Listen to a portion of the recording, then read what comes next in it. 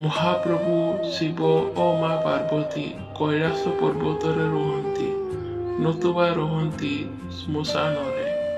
ଦିନେ ନାରଦ ଶିବ ପାର୍ବତୀଙ୍କୁ ଏକୁଟିଆ ବେଳରେ କହିଲେ, ମା, ଛୋଟ ଛୋଟ ଦେବଦେବୀମାନେ ମହା ଐଶ୍ୱର୍ଯ୍ୟରେ ରହୁଥିବା ବେଳେ ଦେବଦେବ ମହାଦେବ ଓ ଆପଣ ଏମିତି ହୀନସ୍ତାରେ ରହୁଥିବା ଦେଖି ମୋ ଛାତି ଫାଟି ଯାଉଛି।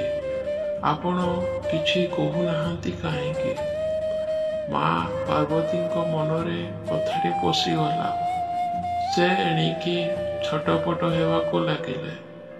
ମହାଦେବ ଫେରିଲା ପରେ ସେ ତାଙ୍କୁ ସେଇ କଥା କହିଲେ।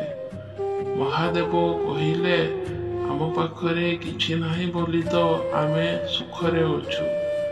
ପାର୍ବତୀ କହିଲେ, ବାଜେ କଥା। ଶିବ କହିଲେ, ତାହେଲେ ମୁଁ ତୁମକୁ ପ୍ରମାଣ କରି ଦେଖାଉଛି। ସେଇ ଶ୍ମଶାନରେ ରହୁଥିଲେ ଜଣେ ସଂସାର ଛଡ଼ା ସାଧୁ।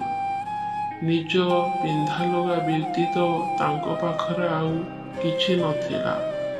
ମହାଦେବ ଏକ ଲୋଭନୀୟ ଉଜ୍ଜ୍ୱଳ ତମ୍ବାର କମଣ୍ଡଳୁଟିଏ ସାଧୁଙ୍କ ମୁଣ୍ଡ ଉପରେ ରଖିଦେଲେ।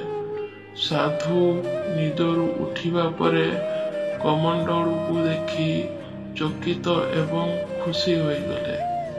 ଆଗରୁ ସେ ହାତ ଆଞ୍ଜୁଳାରେ ଜଳ ଅର୍ପଣ କରୁଥିଲେ, ଏଣିକି କମଣ୍ଡଳୁ କାମରେ ଆସିଲା। ଏମିତି କିଛିଦିନ ଗଲା। ଦିନେ ମହାଦେବ ସେଇ କମଣ୍ଡଳୁକୁ ହଠାତ୍ ଉଭାନ କରିଦେଲେ।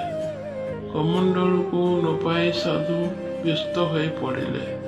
ତାକୁ ଖୋଜି ଖୋଜି ଆଖପାଖରେ ରହୁଥିବା ଭିକାରୀ ଅଘରୀମାନଙ୍କୁ ପଚାରିବାକୁ ଲାଗିଲେ। ମନକୁ ବୁଝାଇଲା ଯାଏ ସେ ବିରସ ରହିଲେ। ମହାଦେବ ଏହା ଦେଖି ପାର୍ବତୀଙ୍କୁ କହିଲେ, ଦେଖିଲ ତ, ଏଇ କମଣ୍ଡଳୁ ଛାର ହଜିଗଲା ବୋଲି ସାଧୁର କଷ୍ଟ। ଆଉ ଅଧିକ ଧନ ହେଲେ ଅବସ୍ଥା କ'ଣ ହେବ ଭାବ।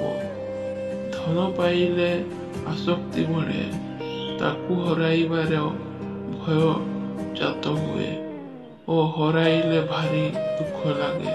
ମୂଳରୁ ନଥିଲେ କିଛି ଭୟ ଓ ଦୁଃଖ ନାହିଁ।